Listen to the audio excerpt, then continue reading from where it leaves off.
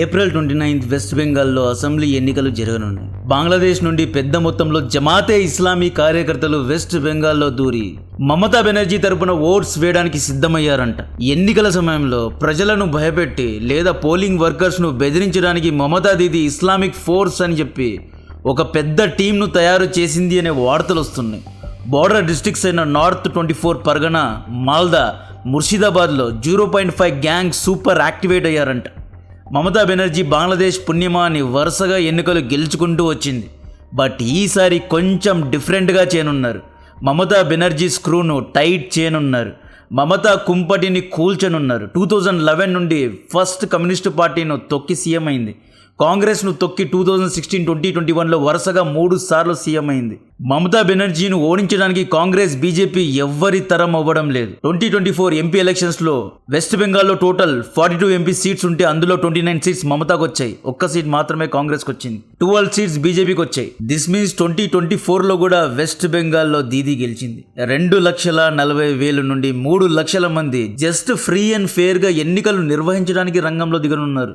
ఈ వీడియో చూడండి. మాల్దాలో చేరుకుంటున్న ఇండియన్ ఆర్మీ కాన్వాయ్స్ను మమతా దీదీ ఇస్లామిక్ క్యాలిఫేట్ గుండాలు చెక్ పోస్ట్ గేట్స్ను ఎలా క్లోజ్ చేస్తున్నారో చూడండి.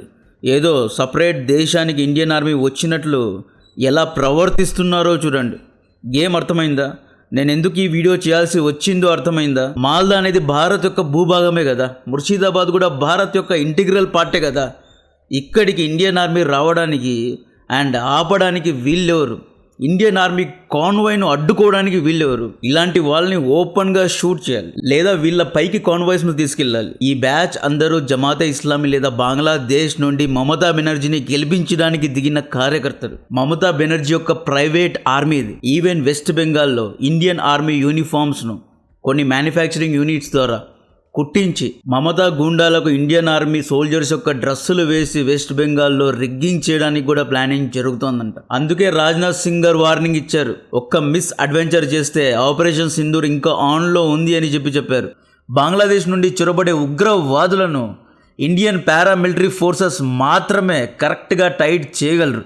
వెస్ట్ బెంగాల్లో డిప్లాయ్ అవ్వనున్న టీంలో కాప్స్కు చెందిన 110 కంపెనీస్ ఉన్నాయి. బార్డర్ సెక్యూరిటీ ఫోర్సెస్కు చెందిన 55 కంపెనీస్, సిఐఎస్ఎఫ్కు చెందిన 21 కంపెనీస్, ఐటీబీబీకు చెందిన 27 కంపెనీస్ అండ్ ఎస్ఎస్బీకు చెందిన 27 కంపెనీస్. టోటల్గా 2,40,000 సోల్జర్స్, పోలీస్ ఆఫీసర్స్ రంగంలో దిగనున్నారు. 4వసారి కూడా ఎలాగైనా అసెంబ్లీ ఎన్నికల్లో గెలవాలి అని చెప్పి మమతా బెనర్జీ ఓబీసీలో 77 కమ్యూనిటీస్ను యాడ్ చేసింది. ఇందులో 75 కమ్యూనిటీస్ ముస్లింకు చెందినవే. మమతా దీదీ గారు సంతుష్టీకరణ రాజకీయాలు ఎంత దూరానికి చేరుకున్నాయి అంటే ఒక చిన్న ఉదాహరణ ఇస్తా. మార్చ్ 31, 2025 రోజు రమాదాన్ ఫెస్టివల్ ఉండేది. రంజాన్ కోసం ఇంకొక ఎక్స్ట్రా డే ఇవ్వాలి అని చెప్పి దీదీ అనుకుంది. ఏప్రిల్ 1 కూడా లీవ్ అని ప్రకటించింది. ఈ ఎక్స్ట్రా లీవ్ గవర్నమెంట్ హాలిడేస్లో ఎక్కడో ఒక చోట అడ్జస్ట్ చేయాలి కదా.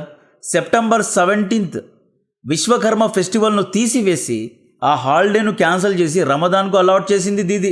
రంజాన్ కోసం 3 రోజుల హాలిడేస్ ఇవ్వండి లేదా 10 రోజులు ఇవ్వండి, బట్ విశ్వకర్మ పండుగను ఎందుకు క్యాన్సిల్ చేయాలి? ఈ పండుగ రోజు ఇండస్ట్రీస్, కన్స్ట్రక్షన్లో ఉన్న మెషిన్స్కు పూజ చేస్తారు. ఈ రోజు వర్కర్స్ ఎవరే కానీ పని చేయరు.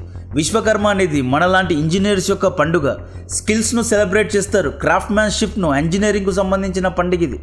శాస్త్రాల్లో ఇలాంటి ఒక పండుగ ఉంది అంటే వెనక లాజిక్ ఉంది కాబట్టే పెట్టి ఉంటారు మమతా దీదీ గారు. నేను బెంగళూరు ఎస్టిటి డేటా సెంటర్ అనే ఒక ప్రాజెక్ట్లో పనిచేస్తున్నప్పుడు అక్కడ విశ్వకర్మ రోజు వర్కర్స్ అందరికీ హాలిడేస్ ఇచ్చారు. అండ్ మా టీంలో బాగా చదువుకున్న వాళ్ళు కూడా విశ్వకర్మ అంటే ఒక సెంటిమెంట్ అని చెప్పి హాలిడే ప్రకటిస్తారు. రమాదాన్కు ఎలాగైతే సెంటిమెంట్స్ ఉన్నాయో విశ్వకర్మకు కూడా అలాగే ఉంటాయి. మీ సంతుష్టీకరణ రాజకీయాల కోసం ఒక పండుగను క్యాన్సిల్ చేసి ఇంకొక పండుగకు హాలిడే అలౌట్ చేయడం ఎంతవరకు కరెక్ట్? మమతా బెనర్జీ గారు చేసే పనులు ఇలా ఉంటాయి కాబట్టి ఈవిడ వరుసగా 3 సార్లు గెలిచారు. 4వసారి కూడా గెలవడానికి సిద్ధమయ్యారు. కేంద్రం ప్రపోజ్ చేసిన వర్క్ బోర్డ్ ప్రొటెక్షన్ యాక్ట్ను వెస్ట్ బెంగాల్లో ఇంప్లిమెంట్ చేయను అంటుంది. సిఏఏ ఎన్ఆర్సీను వ్యతిరేకిస్తుంది. ఫస్ట్ ఈవిడ ఇమామ్ అండ్ మౌజిన్కు అంటే ప్రార్థన చేసే ముల్లాలకు ప్రార్థన కోసం పిలిచే మౌజిన్కు ప్రతి నెల స్టైఫండ్ను ప్రకటించింది. ఇదేమైనా ఎంబీబీఎస్ లేదా ఎంటెక్ ఎగ్జామినేషన్స్ స్టైఫండ్ను ప్రకటించడానికి? మస్జిద్లో పనిచేయడం అనేది ఒక సోషల్ సర్వీస్ లాంటిది. And as per Mamata Didi India అనేది ఒక సెక్యులర్ కంట్రీ. గల్ఫ్ దేశాలు తాము ఇస్లామిక్ కంట్రీస్ అని ప్రకటించేశాయి. అక్కడి mask ministry of Islamic affairs కింద పనిచేస్తాయి. అక్కడి ముల్లాలకు మౌజిన్స్కు గవర్నమెంట్ జాబ్స్ ఇస్తారు కాబట్టే శాలరీస్ ఇస్తున్నారు. వాళ్ళను మీరెలా ఫాలో అవుతున్నారు? మన రాజ్యాంగంలో మాస్క్, టెంపుల్స్ అండ్ చర్చెస్ను మినిస్ట్రీస్లో కలపకుండా దాన్ని ఇండివిజువల్గానే పెట్టారు. అందరూ విమర్శించిన తర్వాత హిందూ పురోహితుల్ని కూడా ఈ స్కీమ్లో యాడ్ చేసింది మమతా దీది. పాస్టర్స్ ఏం చేశారు, జైన్ పండిట్స్ ఏం చేశారు, వాళ్ళని ఎందుకు యాడ్ చేయలేదు? పేరుకు మాత్రమే సెక్యులర్ మాటలు, చేసేవన్నీ అన్ఈవెన్ పనులే. మమతా బెనర్జీకు బంగ్లాదేశ్లో ఉన్న జమాతే ఇస్లామీ పార్టీ అండ్ ఆ గూండాలు పెద్ద మొత్తంలో సపోర్ట్ చేస్తున్నారు. వెస్ట్ బెంగాల్ బంగ్లాదేశ్తో బార్డర్ను షేర్ చేసుకుంటుంది కాబట్టి February 12 ఆల్రెడీ బంగ్లాదేశ్లో ఎన్నికలు అయిపోయాయి. జమాతే గూండాలు రెడీగా ఉన్నారు. బార్డర్ దాటి వెస్ట్ బెంగాల్ బార్డర్ ఏరియాస్లో చొరబడి అక్కడి నుండి ఆపరేషన్స్ను మొదలు పెట్టడానికి ట్రై చేస్తున్నారు. వెస్ట్ బెంగాల్లో ఎన్నికలు రానున్నాయి అండ్ ఈ టైంలో Indian army and Indian police force west బెంగాల్లో బిజీగా ఉంటుంది. ఆ టైం చూసి ఉగ్రవాద దాడి చేయాలని చెప్పి పాకిస్తాన్ ఒక పక్క నుండి ట్రై చేస్తోంది. మొన్న ఢిల్లీలో వార్ డ్రిల్స్ జరిగాయి. భారత్ 2.5 ఫ్రంట్ వార్కు సిద్ధం అవ్వాలి. ఒక front Pakistan, second front Bangladesh and 0.5 front ఈ చొరబాటుదారులు. వెస్ట్ బెంగాల్లో ఏం జరుగుతుందో తెలుసా? పోలింగ్ కండక్ట్ చేసే వారిని బెదిరించడం, వైలెన్స్, కేయాస్ను క్రియేట్ చేయడానికి ట్రై చేస్తున్నారు. ఆల్రెడీ మాల్డాలో ఎలక్షన్ కమిషన్ ఆఫ్ ఇండియా వర్కర్స్ను బెదిరించి తమ నేమ్స్ను పోలింగ్ లిస్టులో యాడ్ చేయాలి అని చెప్పి ధర్నా చేశారు. 10 గంటల సేపు గవర్నమెంట్ ఆఫీసర్స్ను చుట్టుముట్టారు. సుప్రీం కోర్టు కూడా దీంట్లో ఇంటర్ఫియర్ అయ్యి చాలా సీరియస్గా వెస్ట్ బెంగాల్లో ఎన్నికలను నిర్వహించాలి అని చెప్పి ఆదేశాలు జారీ చేసే పరిస్థితి. అక్కడి DGP, chief justice and administrative officers అందరినీ తీసేశారు. న్యూట్రల్గా ఉన్న వారినే పెట్టారు. రీసెంట్గా వెస్ట్ బెంగాల్లో ఎస్ఐఆర్ జరిగింది. ఎస్ఐఆర్ అంటే స్పెషల్ ఇంటెన్సివ్ రివిజన్. ఎస్ఐఆర్లో ప్రతి ఇంటికి ఈసీఐ ఎలక్షన్ కమిషన్ యొక్క బూత్ కార్యకర్తలు ఇంటింటికి వెళ్ళి పోలింగ్ లిస్టులో ఉన్న వారు బ్రతికే ఉన్నారా, చచ్చిపోయారా, డూప్లికేట్ పేర్లు యాడ్ చేశారా అని సర్వే చేశారు. ఈ సర్వేలో ఒక్క వెస్ట్ బెంగాల్లో 58 లక్షల మంది ఫేక్ ఓటర్స్ను గుర్తించారు. అందులో 24 లక్షల మంది చనిపోయారు. బట్ పోలింగ్ లిస్టులో వాళ్ళ పేర్లు ఉన్నాయి. 19 లక్షల మంది ఆల్రెడీ వెస్ట్ బెంగాల్ను వదిలి వేరు చోట్లకు వెళ్ళిపోయారు. ఇంకొక 12 లక్షల మంది మిస్సింగ్. అసలు వాళ్ళెవరు, ఎక్కడున్నారు అనేది ఎవరికీ తెలియదు. ఈ 12 లక్షల మంది మిస్సింగ్ కాదు, బంగ్లాదేశ్కు వెళ్ళి వెతికితే దొరుకుతారు. 1.3 lakhs డూప్లికేట్ ఎంట్రీస్ ఉన్నాయి. ఈ ఎస్ఐఆర్ ఎక్సర్సైజ్ను మమతా బెనర్జీ తీవ్రంగా విమర్శించారు. ప్రజలను భయపెట్టడానికి ఇదంతా చేస్తున్నారు అంటున్నారు. యాక్చువల్లీ ఎస్ఐఆర్ సర్వే ఒక పక్క నుండి చేసుకుంటూ పోతుంటే హోమ్ మినిస్ట్రీ ద్వారా ఒక ప్రకటన వస్తుంది. ఒకవేళ ఈ లిస్టులో ఇల్లీగల్స్ కనుక దొరికితే డిపోర్ట్ చేస్తాం లేదా అరెస్ట్ చేస్తాము అని చెప్పి హెచ్చరించారు. ఇది విని నార్త్ 24 పరగనాలో ఉన్న హకీంపూర్ చెక్ పోస్ట్ దగ్గరున్న బంగ్లాదేశీ చొరబాటుదారులు తమ ఇళ్లను వదిలేసి పారిపోయారు. ఎస్ఐఆర్ సర్వే చేసే వాళ్ళందరూ హకీంపూర్ చెక్ పోస్ట్ దగ్గరికి వెళ్తే అక్కడ ఎవరూ లేరు, ఇళ్ళన్నీ ఖాళీ అయిపోయాయి. పోలింగ్ లిస్టులో పేర్లున్నాయి బట్ జనాలు లేరు. మాల్దా, ముర్షిదాబాద్, కోచ్ బీహార్లో మమతా దీది యొక్క సోకాల్డ్ ఇస్లామిక్ ఫోర్స్ ఎవరే కానీ కనిపించలేదు, అందరూ మాయమైపోయారు. కోల్కతా స్లమ్స్లో ఎంతోమంది బంగ్లాదేశీ ఇల్లీగల్స్ ఎస్ఐఆర్ సర్వే సమయంలో బంగ్లాదేశ్కు పారిపోయారు. బార్డర్ దాటుతున్నప్పుడు వీళ్ళను పట్టుకొని బీఎస్ఎఫ్ అరెస్ట్ కూడా చేసింది. వీళ్ళ దగ్గర ఇండియన్ సిటిజన్స్ అని ప్రూవ్ చేయడానికి ఎటువంటి డాక్యుమెంట్స్ లేవు. ఎస్ఐఆర్ బూత్ ఆఫీసర్స్ ఈ 0.5 గాళ్ళకు ఏం అడిగారో తెలుసా? 2002లో మీ తల్లిదండ్రులు ఓటు వేసి ఉంటారు కదా, ఆ ఓటర్ లిస్ట్ యొక్క ఎపిక్ నంబర్ లేదా ఓటర్ ఐడి నంబర్ ఇవ్వండి అని అడిగితే ఆన్సర్స్ లేవు. ఫేక్ ఆధార్ కార్డులు, రేషన్ కార్డులు పట్టుకొని కూర్చున్నారు. మనం ఎంతో కష్టపడి కట్టే ట్యాక్స్ డబ్బుతో ఉచిత పథకాల ద్వారా వీళ్ళు ఎంజాయ్ చేస్తున్నారు. ఇది చాలా బేసిక్ డీటెయిల్, ఫండమెంటల్ డీటెయిల్ అందరి దగ్గర ఉండాలి. నా తాత, నా తండ్రి 2002 ఎన్నికల్లో ఓట్స్ వేశారు, ఆ లిస్ట్ నా దగ్గర ఉంది. ఇలాంటి బేసిక్ రిక్వైర్మెంట్స్ కూడా చూపించలేకపోయారు కాబట్టి ఎస్ఐఆర్లో 58 లక్షల మంది దొరికారు. ఆ తర్వాత ఇప్పుడు ఎన్నికలు జరుగుతున్నాయని చెప్పి బంగ్లాదేశ్ బార్డర్స్లో మూమెంట్స్ పెరిగాయి. ఇవన్నీ కాదు, ముస్లిం దేశాల దగ్గరికి వద్దాం. ఒమాన్, ఖతార్, దుబాయ్లో జాబ్ వస్తే ఫస్ట్ ఇండియాలో బ్లడ్ టెస్ట్ చేసి పంపాలి. ఎయిడ్స్, హెచ్ఐవి లేదు అంటే, ఇన్ఫెక్షియస్ డిసీజెస్ ఏవి లేవు అంటేనే వీసా ఇస్తారు. అక్కడికి వెళ్ళిన వెంటనే వర్కర్ ఐడి ఇవ్వరు. మినిస్ట్రీ ఆఫ్ హెల్త్కు వెళ్ళాలి, 10,000 రూపాయలు కట్టాలి. అక్కడ కూడా బ్లడ్ టెస్ట్ చేస్తారు. మీకు ఎటువంటి జబ్బు లేదు అంటే, ఇన్ఫెక్షన్ లేదా ఎటువంటి డిసీజెస్ లేవు అంటే మీ యొక్క biometric, finger prints, height, I samples అన్నీ తీసుకొని మీ ఫోటో తీసుకొని ఆ తర్వాత ఇకామా లేదా పతాకా ఇస్తారు. దీన్నే వర్కర్ ఐడి అంటారు. ఎవ్రీ 2 years వర్కర్ ఐడిను రిన్యూ చేసుకోవాలి. 20 years వన్స్ ఎస్ఐఆర్ చేస్తున్నారు. ఇలా ఎంతోమంది దొంగోళ్ళు, ఉగ్రవాదులు భారత్లో చొరబడి ఇండియన్ ట్యాక్స్ పేయర్స్ యొక్క డబ్బులను తిన్నారు. సున్నీ దేశాలు ఎవడు వస్తున్నాడు, ఎవడు వెళ్తున్నాడు అనే రికార్డ్స్ పెట్టుకుంటారు. 2 years వన్స్ రెన్యువల్ చేస్తున్నాడా లేదా, ఒకవేళ చేయకపోతే ఫైన్స్ వేస్తున్నారు. ఇండియాలో ఎటువంటి ప్రాసెస్ లేదు. మనమే ఎందుకు ఇలా ఉన్నాం? ఒకవేళ ఇండియన్ ముస్లిం సోదరులు గల్ఫ్ దేశాలకు వెళ్ళినా కూడా ఇదే పద్ధతిని ఫాలో అవ్వాలి. ఇతను ముస్లిం ఉమ్మా అని చెప్పి అతనికి ప్రత్యేకమైన రూల్స్ ఉండవు. And Indian Muslim Omani citizenship, ఖతారీ citizenship తీసుకోవాలి అంటే 20 years అక్కడే ఉండాలి. ఒక అమ్మాయిని లేదా అరబీ అబ్బాయిని పెళ్లి చేసుకోవాలి. చాలా ఫ్లూయెంట్గా అరబీ మాట్లాడాలి. మీరు బంగ్లాదేశ్ నుండి భారత్లో చొరబడే వారిని చూసుకోండి, సరిగ్గా హిందీ మాట్లాడడం రాదు, లేదా సరిగ్గా బెంగాలీ భాష మాట్లాడడం రాదు. ఆ బంగ్లాదేశీ భాష మాట్లాడుకుంటూ ఉంటారు. అండ్ వీళ్ళలో చాలా మంది హైదరాబాద్లో చొరబడ్డారు. అక్కడ వాళ్ళకు తెలుగు మాట్లాడడానికి రాదు, అసలు వాళ్ళు హిందీ కూడా సరిగ్గా మాట్లాడలేరు, స్లమ్స్లో ఉంటున్నారు. అటువంటి వారి యొక్క అకౌంటబిలిటీ ఏది?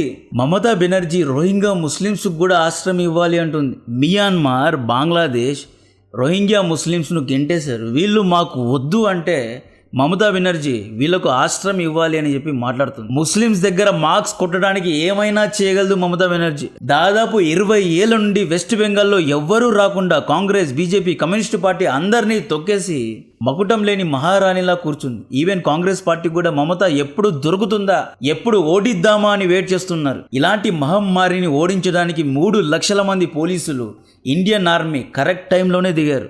ఇటువంటి వారిని ఓడిస్తేనే నార్త్ ఈస్ట్ బోర్డర్ను శానిటైజ్ చేయగలం. ఇప్పుడు బంగ్లాదేశ్లో జమాతే ఇస్లామీ, సల్తనటే బాంగ్లా, ఇంక్లాబ్ మోర్చా అని ఎన్నో గ్రూప్స్ ఫామ్ అయ్యాయి. నార్త్ ఈస్ట్ దేశాలను భారత్ నుండి విడగొడతాము, బంగ్లాదేశ్లో ఎయిర్ బేసెస్ను కట్టుకుంటాము, నార్త్ ఈస్ట్ రాష్ట్రాలు ల్యాండ్ లాక్డ్ రాష్ట్రాలు, బే ఆఫ్ బెంగాల్కు యాక్సెస్ రావాలి అంటే బంగ్లాదేశ్ ద్వారానే రావాలి అన్నట్లు ఎన్నో మాటలు మాట్లాడారు. జమాతే ఇస్లామీ ఓపెన్గానే భారత్ను 2 ముక్కలు చేస్తాను అంటోంది. పాకిస్తాన్ ఐఎస్ఐ బంగ్లాదేశ్లో ఆపరేట్ చేస్తోంది.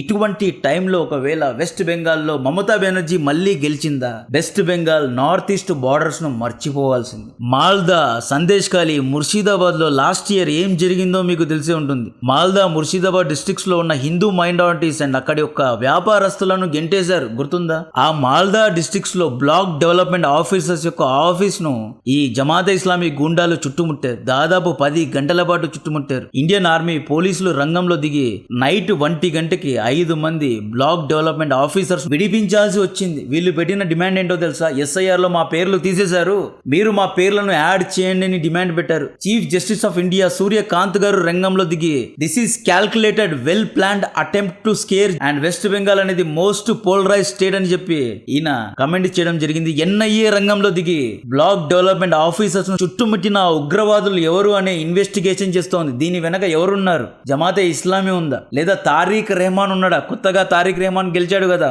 అతనేమైనా ఉన్నాడా, లేదా అమెరికన్ డీప్ స్టేట్ ఇందులో ఇన్వాల్వ్ అయ్యిందా? దీని గురించి ఇన్వెస్టిగేషన్ చేస్తున్నారు. ఇంకొక పక్క పాకిస్తాన్ డిఫెన్స్ మినిస్టర్ భారత్ పై యుద్ధం చేస్తామన్నట్లు మాట్లాడుతున్నాడు. పాకిస్తాన్, ఆఫ్ఘనిస్తాన్ మధ్య యుద్ధం జరుగుతోంది. పాకిస్తాన్ ఏమని ఆరోపిస్తోంది అంటే ఆఫ్ఘనిస్తాన్ తాలిబాన్ కు భారతే సపోర్ట్ చేస్తోంది అన్నట్లు ఆరోపిస్తోంది. బంగ్లాదేశ్ లో కూడా ఒక ఫ్రంట్ ను ఓపెన్ చేసి బంగ్లాదేశ్ కు సపోర్ట్ చేయడానికి పాకిస్తాన్ ISI ట్రై చేస్తోంది. భారత్ కు 2 ఫ్రంట్ వార్ ఎదుర్కోవాల్సి వస్తుంది కాబట్టి వెస్ట్ బెంగాల్ లాంటి ఒక సెన్సిటివ్ ఏరియాలో ఇండియన్ ఇంట్రెస్ట్ ను కాపాడే నాయకులు ఎవరైనా ఉండండి, irrespective of political party, Indian interest ను కాపాడే నాయకులు ఉంటే భారతదేశ హితానికి చాలా ముఖ్యం. అండ్ ఈ ఇస్లామిక్ ఫోర్స్ ఎక్కడి నుండి వచ్చారు, ఎవరు వాళ్ళు, అసలు ఏం చేయాలి అనుకుంటున్నారు అంటే ఒక స్టేట్లో ఎన్నికలు నిర్వహించాలి అంటే 3 లక్షల మంది సైనికులు కావాలా?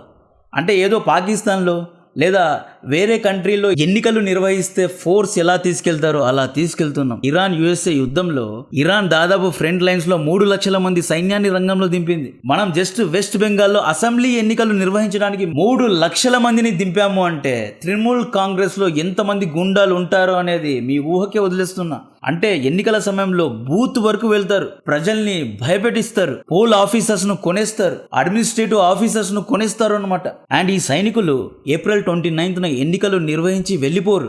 ఓటింగ్ మిషన్స్ కరెక్ట్గా వెళ్తున్నాయా, పోలింగ్ బూత్ నుండి కౌంటింగ్ సెంటర్స్ వరకు వెళ్తున్నాయా, అక్కడ కరెక్ట్గా ఉన్నాయా లేదా అని లాస్ట్ వరకు చెక్ చేసి మొత్తం రిజల్ట్స్ అనౌన్స్ అయిన తర్వాత ఆ తర్వాత కూడా ఉంటారు. ఆ తర్వాత కూడా మమతా దీది సోకాల్ ఇస్లామిక్ ఫోర్స్ ద్వారా తిరుగుబాటులో చేయిద్దాం, లేదా ఓట్ చోరీ జరిగింది, ఓటింగ్ మిషన్ సరిగ్గా పనిచేయలేదు, ఎన్నికల్లో రిగ్గింగ్ జరిగింది అని చెప్పి ఖేయాస్ ను క్రియేట్ చేసి తిరుగుబాటు చేయాలి అని చెప్పి ప్లాన్ చేసింది. కాబట్టి ఈ 2,40,000 మంది ఆఫ్టర్ ఎలక్షన్స్, ఆఫ్టర్ రిజల్ట్ కూడా ట్రాన్సిషన్ పీరియడ్ లో కూడా ఉంటారంట. సో ఈ విధంగా దీని గురించిన మరిన్ని అప్డేట్స్ ఇస్తూనే చేస్తూనే ఉంటా. కాంటెంట్ నచ్చితే వీడియోను లైక్ చేయండి, ఛానల్ను సబ్స్క్రైబ్ చేసి అందరికీ షేర్ చేయండి. జై హింద్.